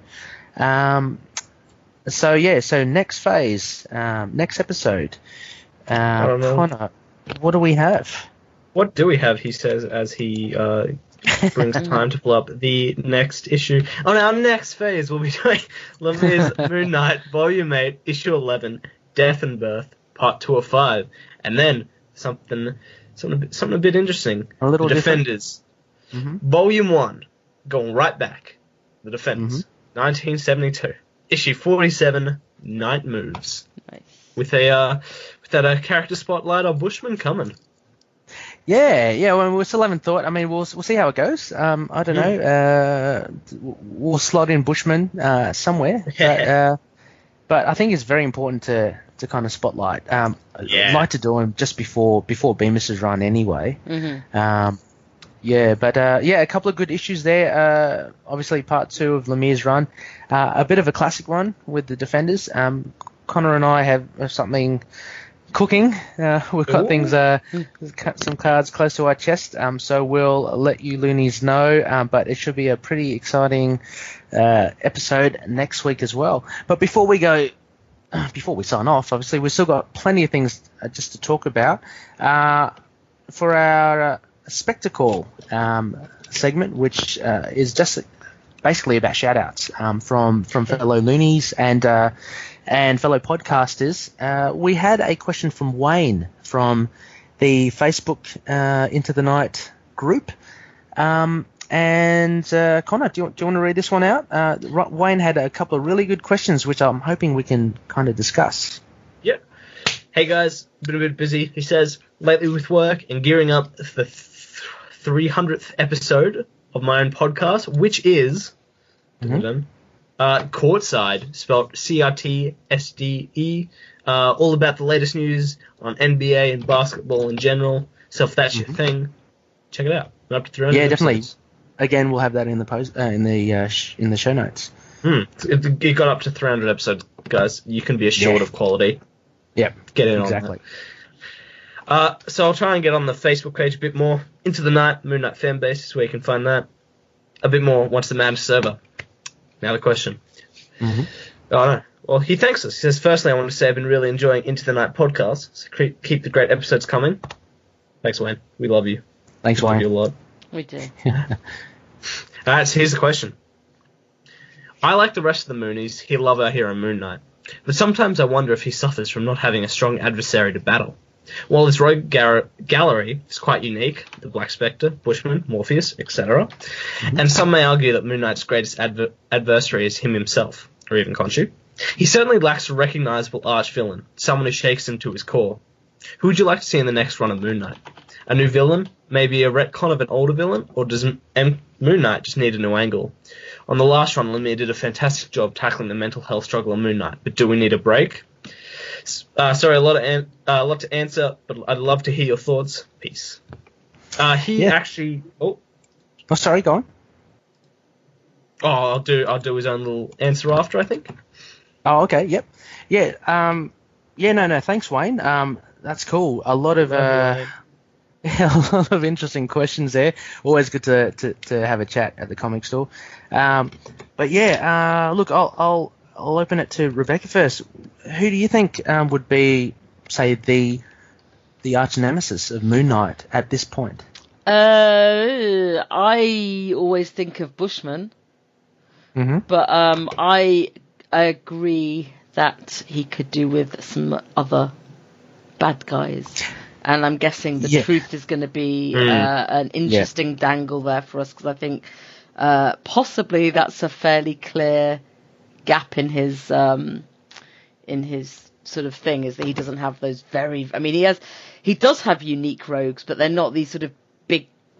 Obviously Morpheus is huge, but I'd like to see him have more of a rogues gallery, and I think the truth's interesting because it sort of taps into some of the other Egyptian mythology. I think we've talked before about it'd be interesting to see any kind of Bast things, not necessarily as a antagonist, but as maybe as an antagonist, not as a baddie. I think it could do with being widened now. Now he's kind of established. If they are ever going to do anything with him bigger into the MCU, now's the time to sort of start defining him for the modern era. Yeah. Definitely. I'm with you. I think Bushman's probably the biggest one, but I get a sense, and I understand where Wayne's coming from. I think there are a lot of adversaries that are big and up there, but there's not one that you can really define as the Joker to the Batman. Yeah. There's no defining one. Don't bring up Batman. No, sorry. Bad Ray. Bad.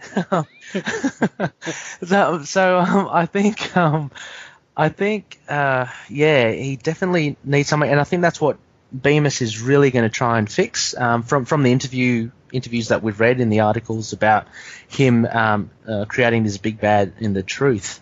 I would see also like Khonshu and himself, as Wayne was saying, as being the biggest adversary. But there's only so much that you can do with that, and I think Lemire has really kind of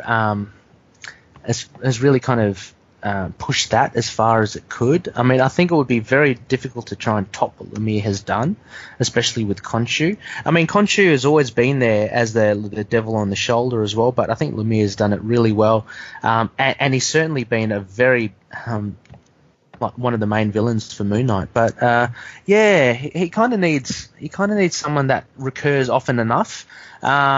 I'd agree with one of our loonies, I think it's Dylan who mentioned it. I think Randall Spector, Moon Knight, Mark's brother, could potentially be, but we just haven't seen him nearly enough. Definitely want to see him come back.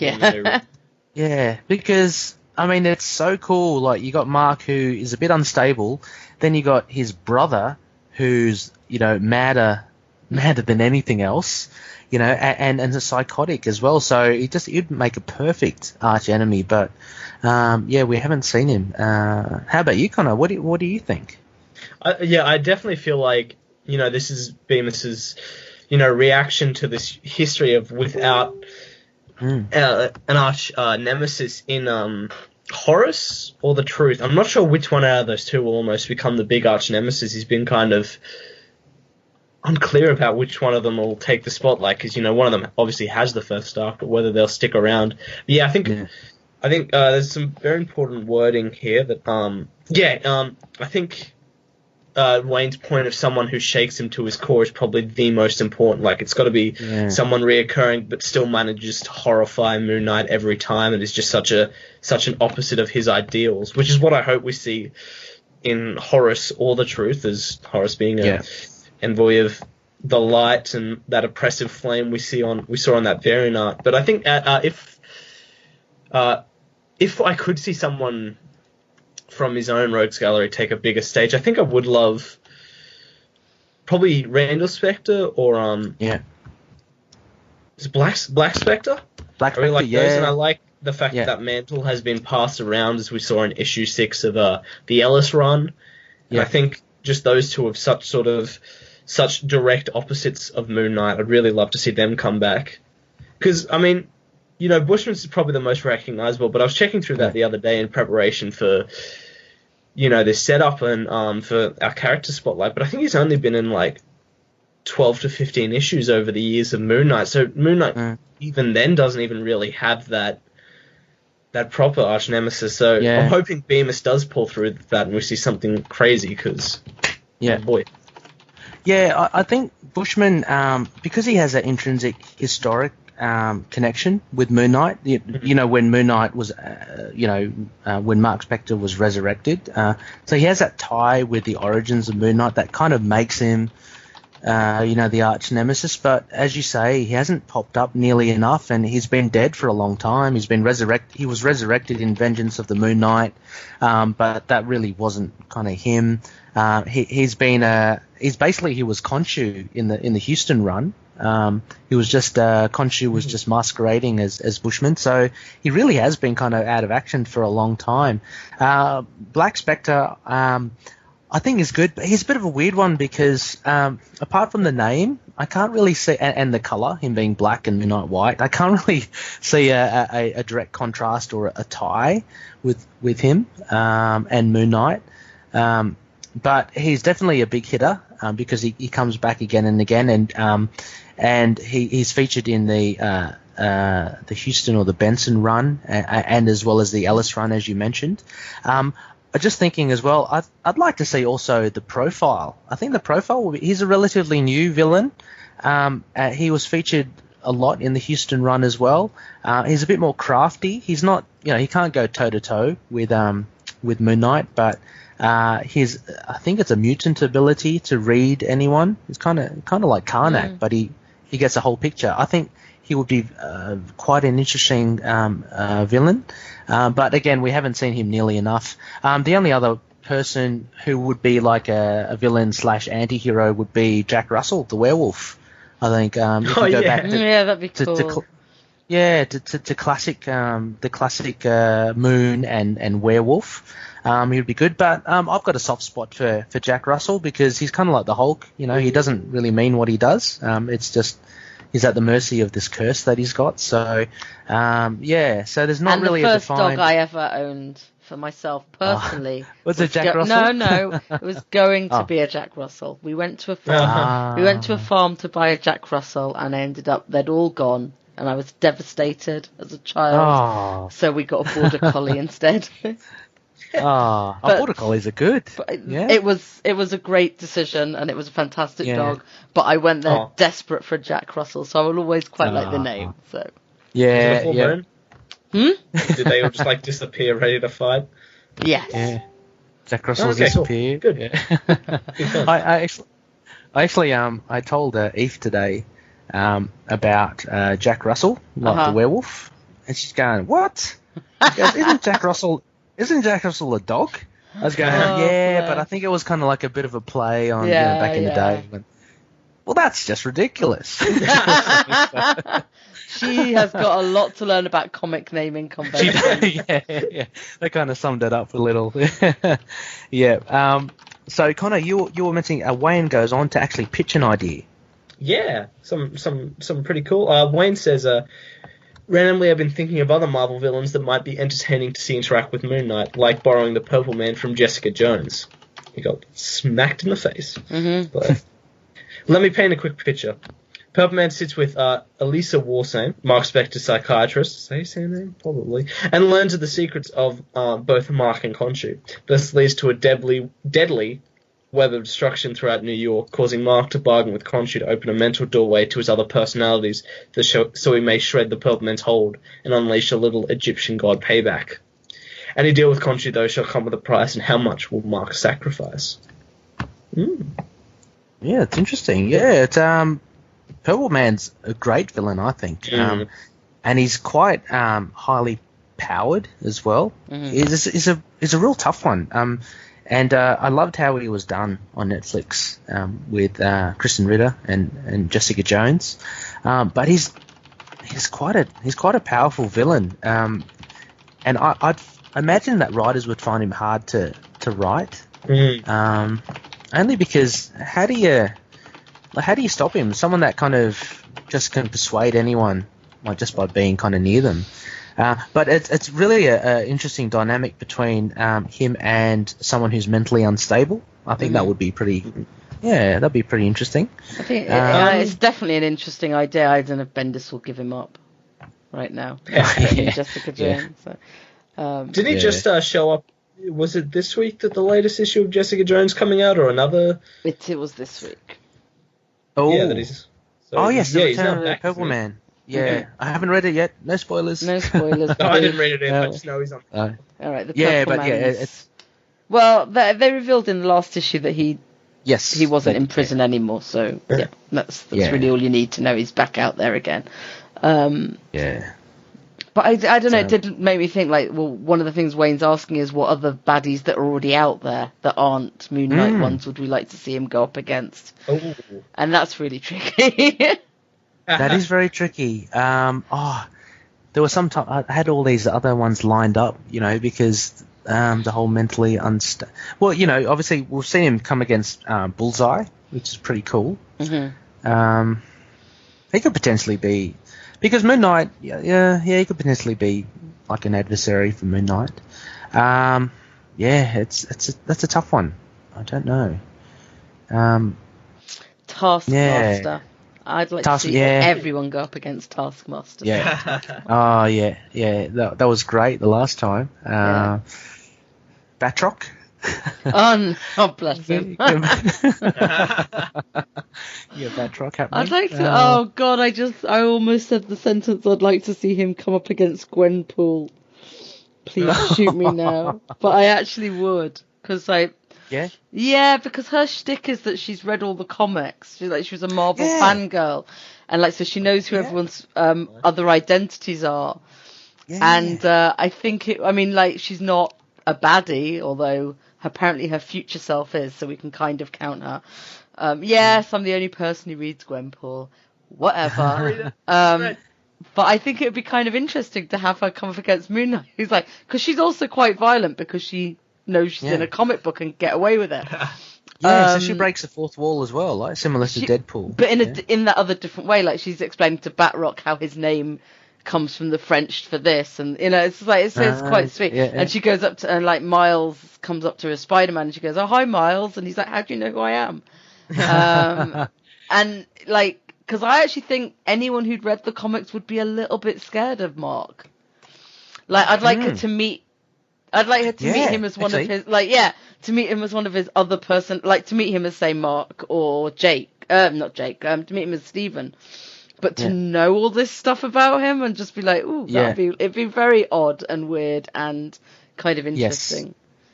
Yeah, in Gwenpool's shoes, you'd be freaked out. I would just go, all right, I've got to go, bye. And that would be the end of the issue. See you. Oh, totally with you. I don't want to have anything to do with you. Totally. Yeah, I only just I was listening to Vengeance Unbound, a Ghost Rider podcast. Guys, listen to it. Anyone loonies, listen to it out there. But anyway, they were going through Gwenpool as well. And it's the first time I've heard of it. How she's a comic book reader, but how it's kind of all meta like that. Mm-hmm. And I think that's actually a really brilliant idea. So it kind of makes me want to read Gwenpool. I just wish they hadn't called her that. Because it brings all those kind of Deadpool connotations and makes it and Spider-Gwen and it's just you've just made it sound like the most tired character. It's actually kind of fun. Yeah, she definitely did well in that was one of the other issues I read. Deadpool kills the Marvel Universe again. Yeah. She had a good role in that as well, I thought. I don't know. What did you think of that last issue? I thought it kind of fizzled a little. Yeah. I thought it was a very disappointing ending. Yeah, which is a shame. And no Mooney. We were hoping for Mooney to arrive, but he bought it in that first couple issues and he stayed dead. So, Anyway, so Wayne goes on to say the story could play out in black and white. I think this is a good visual, though. Black and white with a dash of purple. Sweeping sands of colour in the climax. I think that's pretty cool. Yeah. And just finally, Wayne says maybe I should put something together for Inktober. And I just want to say, I just want to say, Rebecca, Connor, and I totally agree, Wayne. You should get onto it, and please do, because Wayne's posted up some Moon Knight stuff before, and other loonies have posted up Moon Knight stuff, and they're really great to see. So please post up as much as you can, and especially Inktober, which is a thing. Yeah, I didn't realize it's is it for artists or? Yeah, because it's people working with. It's supposed to be like non-digital art. Oh, okay. So actual. Yeah, no, some really, some really great art out there. Yeah, definitely following it. Yeah, I came across Chris Sumney's one, a few of his. Yeah. They're brilliant. So, he's doing Batman for all of his. He's doing Batman. Yeah. Looks really good. And Mr. Smallwood's doing it. Yeah. Oh yes, I saw a logo. His art as well. He does, doesn't he? Isn't he? Yeah. Which is good. I asked Mr. Smallwood about. I think he was doing some art. I asked him about a Mooney one, but he said not yet. He said not yet. So. Not yet. So hopefully sometime in the pipelines. Also, as well, I just wanted to shout out on Spectacle. Wayne reviewed our Facebook page. Thanks a lot, Wayne. So he mentioned. Sure, there might not be any other Moon Knight podcasts out there, but that doesn't mean this isn't the only Moon Knight podcast you should be listening to. Congrats on a fantastic show, guys. So thank you very much. We do appreciate the reviews. So, yes, exactly. Thank you, Wayne. Please get them in if you want. And we also got another review by Rebecca. Thank you, Rebecca. I only just noticed you could review on Facebook, so I didn't have anything witty to write. I just did stars. No, but 5-star rating. We're going to take that to the bank. Thank you so much. So please, loonies, if you can, tell your friends. Just get on there and review them. So that's great. We've only got just a couple more things, guys. Before we wrap up. Shout out to my cat who went to the room and meowed and kind of fell asleep and didn't interrupt the podcast again. Well Big done. shout out. Yeah. Thanks for the sleep. Well done. In editing, I'm going to try to amplify the cat, the mewing, so we really get it, because I really do. Yeah, it was great. It was great to hear. Larky didn't turn up again. No, Rebecca, she went off and went to sleep. Oh, she was not interested. Very thematic. Yeah. Or maybe next episode we can get her to say a few things. Yeah. Just a couple of other things. Again, as Connor mentioned before, please check out Wayne's. Sorry? Nothing. Go on. To our cat. Oh, yeah. I've had to lock all the doors to keep Macy out here, so he'll cry. Oh, gosh. He cries every 6 o'clock in the morning, so I've had enough of that. Anyway, Wayne's podcast, please check it out, called Courtside, CRTSDE podcast.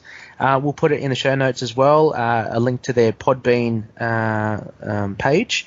And as Connor mentioned, everything to do with NBA and basketball, so check it out, please do. Also, a last shout out as well. I finally got the Moon Knight hoodie ordered in July from Destructo Disc Design. So thank you so much, guys. I posted up a picture there on Facebook and Instagram, and I just love it. It's great. It's warm and it's it's Moon Knighty, but it's not too Moon Knighty. So you can still just wear it without it having a full-on insignia on there. But it's fantastically designed, so thank you guys. Again, in our show notes, we'll put it there, a link to their page. So they do really good designs for hoods and T-shirts, and they do anything from comic-based stuff to manga stuff. So really, really cool designs. Check it out. Well, guys, I think that's about it for this episode. Thank you so much, Rebecca. It's another pleasure. Another long one, but it's always good to have you on. So I'm hoping we can get you on again some other time. Yeah. Are you appearing on any other podcasts soon? I don't know. There's the Immortal Iron Fist podcast, Yes. and we may be recording that today, or it depends. Because lovely.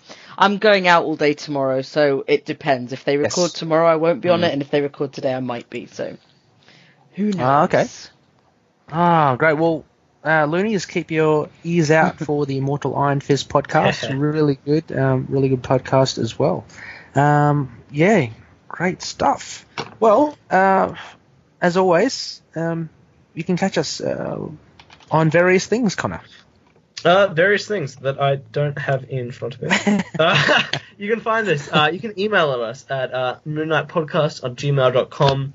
Thoughts, opinions, reviews, anything you want us to read out on the show, or answer a question like Wayne totally do. You've probably found us from here, but if not, we are on Into the Night podcast.wordpress.com. We have a Facebook page, www.facebook.com/itkmoonnight. An amazing group with loonies coming every day. Great discussion going on, always happening. Facebook.com/groups/Into the Night. You can search as well Into the Night, a Moon Knight fan base. Twitter handle is at itkmoonnight. We're on Instagram, Tumblr, and YouTube. Search for Into the Night, a Moon Knight podcast. We're on all good podcast catchers. All of them, not all of them, maybe, but a lot of them. Most of them, I think. Your fave. Yeah. Be there. Yeah, fantastic. Yeah, great stuff. So, keep on reading Moon Knight comics. We'll be back again. We're all getting ready for the big release of Bemis in November, Bemis series. So, should be great. Any last words, guys? I can't. We're like almost exactly a month out from it. Yeah. It's so cool. Four more episodes. What are we covering? The new issue with issue 14 or the week after? No, I think it's a week after. I think. Awesome. Amazing. Yeah, so we can dedicate a panel by panel review for that one again, which would be really cool. Would you be keen to do that, Rebecca? Or? Yeah. Cool. Yeah. Fantastic. Awesome stuff. Yeah, great. Alrighty. Well, it's goodbye, I guess, from us. And may Khonshu protect the denizens of the night. Bye-bye. Catch you later. Bye. Moon Knight and affiliated characters, stories and events are properties of Marvel Characters Incorporated. Materials used and discussed within the podcast are intended for critique and review purposes only under the fair dealing concept of the current Copyright Act. The views, information or opinions expressed during the podcast are solely those of the individuals involved and do not necessarily represent those of the copyright owners.